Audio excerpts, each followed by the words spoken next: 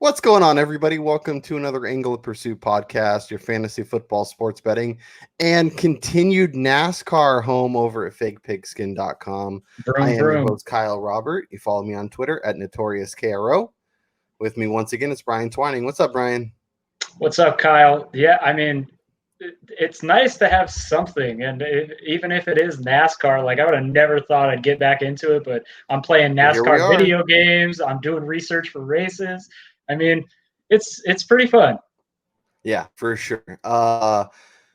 It is, but like last week was incredibly frustrating. Yet another week where I'm on a driver I'm feeling great about mid race, and he's unable to complete, Ryan Blaney. And then our other guys, we're looking at Di Benedetto, who's making a nice run. We're looking at, Kurt Busch. We're looking Kurt at, all Busch. these guys, and they all end up in a big old wreck at the end. And I'm just like everybody we liked ended up wrecking at one point. What I what mean, what did we do? We make the NASCAR guys mad? we kind of spoke to it about that particular track that it does have a history of, you know, crashes galore, and that's what we saw. And it affected, unfortunately, the guys that we picked. And thankfully, I didn't get burned by Joey Logano because he crashed late in the race, as we kind of referred to in our last pod. But I mean, like we said, NASCAR is a crapshoot every race, and you could think you have an easy bet at cashing in, but all it takes is getting clipped, but barely, for it to turn the race around for somebody. Yeah, and obviously today we'll talk about our best bets for the Quick Trip 500 down in Atlanta, and we'll give you some winner odds. We'll give you some top threes. It's really nice because DraftKings has top 3 and top 10 already out. When there's a whole week to the race, there's a lot more time to get stuff out. There's a lot of like props where you can get driver versus driver odds, which is usually a little better way to go. Obviously, last week it didn't really matter, who I propped up against my drivers because they all ended up not finishing the race. But that being said, it's another week. Let's turn the page. Let's head to Atlanta, and let's talk about our favorite option at 10-1 or lower, because there's a couple names in this range, Brian. And I'm going to start with my boy, Brad Keselowski. This dude has been dominating this track over the recent run. He is your reigning champ. He also won in 2017, and had he not had one car finish ahead of him, he would have been going for his four-peat at this track. So first, second, first in his last 3 races. This is basically he's this week's Kyle Busch. He dominates this track. He's also coming off of a win. He won last week's race, so he is running really hot. He's actually won 2 of the last 3 races since coming back, and he finished 7th in the other race. So he's performing really well. He's leading laps, 305 laps led, the most of the field. And his price for some reason is 9-1. Brian, I'm a little perplexed. Maybe they're trying to get me to go for it, but I don't know what I'm missing here. Yeah, I mean, when I first started looking at these odds, he and my best bet inside 10-1, who I'll mention in a second, were easily my favorite two. Right when I started looking, just based off of how Keselowski's been running. I mean, like you said, he's won 2 of the last 3, and in the race that he didn't win, he was in the running for it and had some car trouble towards the end of the race. So it is very, very interesting that they would kind of give them these odds, that they're not thinking that these guys are going to run up this high. But, when you're looking, we did this last week with Busch. I mean, if a guy is that successful at a track and you're given these kind of odds, how do you not take that? Yeah, and obviously, the race has kind of evolved. It used to be a later in the year race. They moved it up to have it right, around Daytona, so it made travel a little easier before they headed out west. Now it's obviously because of the quarantine taking place a little later. It'll be interesting to see how it runs. But for someone who's really comfortable with this track, I do love it. Obviously, like last week, there's no practice, there's no qualifying. Field's been set, so it does make things a little interesting. They have to kind of figure it out on the fly, and the better pit crews, the better drivers are going to be able to figure it out faster, help their team get the car where it needs to be. And the way Keselowski's running, I mean, I don't see any reason to fade him this week. So I've already invested on that number, and we'll be keeping my eyes out for props and for top threes and whatnot. I mean, at plus 225 for a top three, I think that's something that I will also be invested in. Let's talk about your favorite option inside 10-1, a guy that I'm 100% on board with, and that's Marty Truex. Talk to me about Truex and why you're excited about him this week. Well, I mean, kind of like what I did last week with Kyle Busch, looking at kind of the way that they've been running at a particular track and what their last few races have looked like.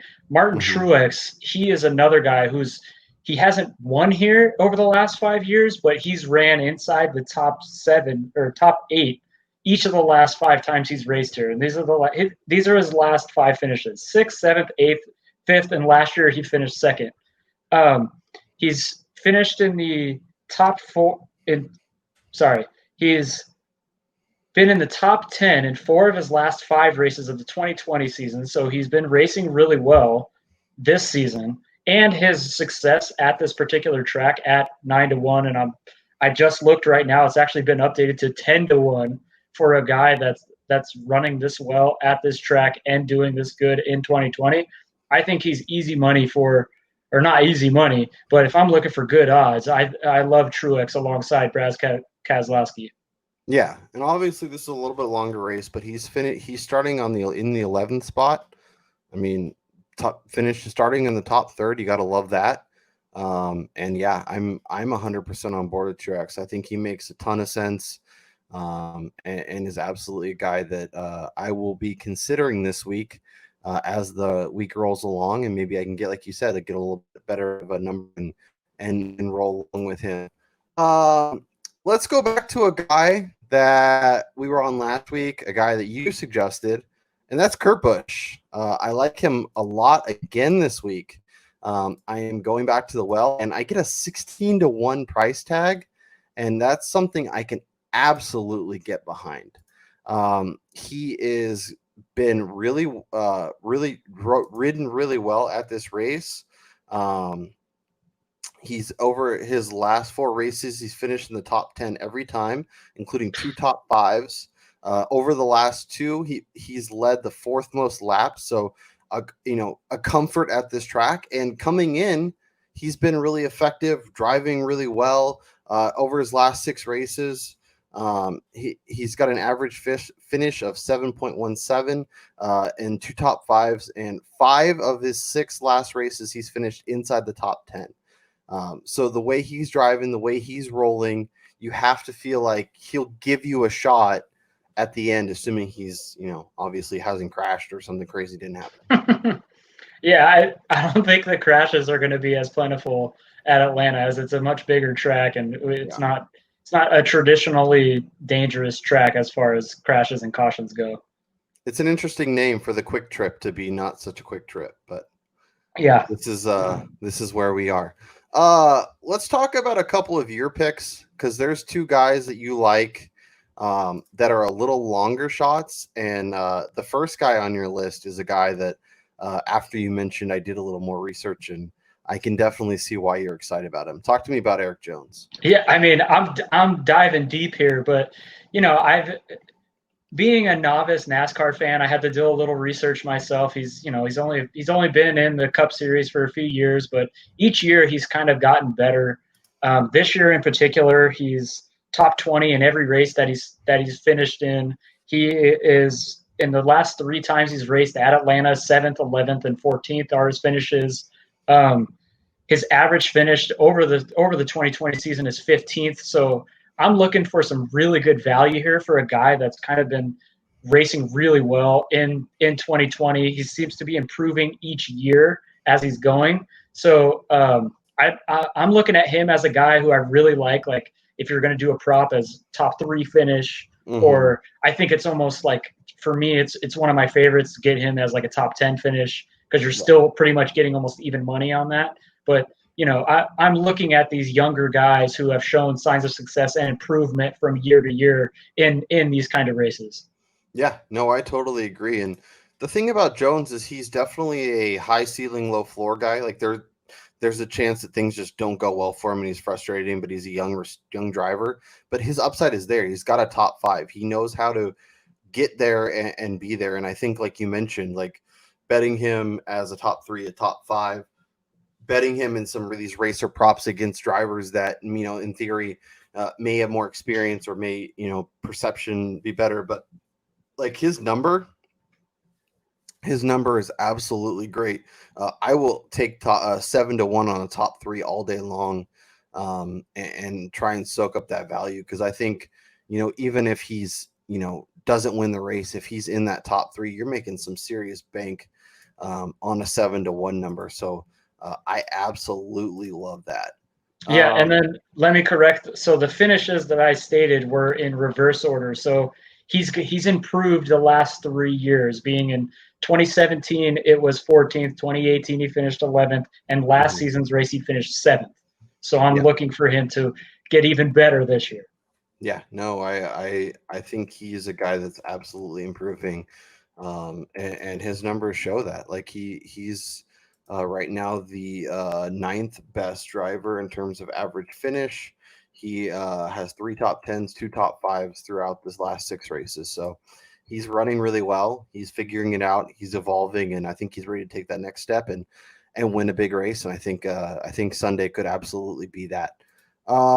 Let's talk about the other guy at 25-1 that you like. Another guy that I felt like we talked about last week. I feel like makes a ton of sense, and a guy that, at this number, maybe I'm not betting him to win the race, but top three, top five, some driver props. Mr. Clint Boyer, talk to me about him.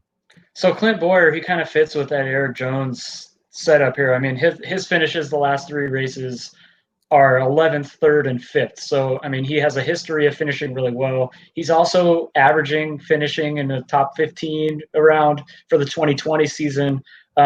Unfortunately, like you said, when you have the driver versus driver props, I've been looking at a bunch of sites and it seems to be Clint Boyer versus Erik Jones. So that's going to be a difficult decision for me. But, I love the number for guys that have ran really well at this particular track, and at any track for that matter. Like that's kind of my like goal and my setup that I'm going to be trying to do for the rest of the NASCAR season is looking at guys that are successful in this track, running really well, and have a large number like this where I can take home money by betting, top fives, top tens without having to risk it all on winner.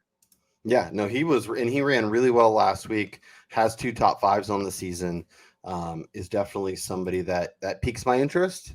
And at this number, like I don't mind just throwing a little bit on both of these guys and hoping they're there at the end. But I think getting a top three, a top five, some of these driver props, we'll see as the weekend approaches what ends up rolling out. But I think there's going to be some nice options. And if you're following us on Twitter at FPAOP, at Notorious KRO, at Greasy Rules 14, follow us. We will tweet out if we find stuff we like, we find numbers we like. We'll definitely share those with you. But Brian, let's give everybody what they came here for. What's your best bet? It's got to be Martin Truex Jr. top 3. I mean, you're getting almost 3-1 odds on this on a guy who he's right up there with Keselowski as dominating this track. I'm looking at him and Keselowski to be running at the top of the field pretty much the entire day, and you're getting pretty good return on a guy who, like you said with Keselowski, it's kind of amazing that their numbers are so low. So yeah, it's got to be Truex top 3. It's 2 3/4 to 1. Yep. I'm doing a top 3 also, and I'm taking the aforementioned Brad Keselowski plus 225 for a top 3. As I mentioned, he won in 17. He won in 19. He was second in 2018. So I'm hoping he ends up in that top 3 once again this week and looks really good. And I'll probably, and I already have an outright, so I will be there as well. But for a little more safety, a little more reliability, I think top 3 is a great way to look this week. So that was the Quick Trip 500. We will be here for many of these races we can get to. Make sure you are subscribed. Make sure you are leaving comments. If you have drivers you want us to talk about, if you have thoughts on who you think should win, let us know down in the comments. But for Brian Twining, I'm Kyle Robert, and we'll talk to you guys next time.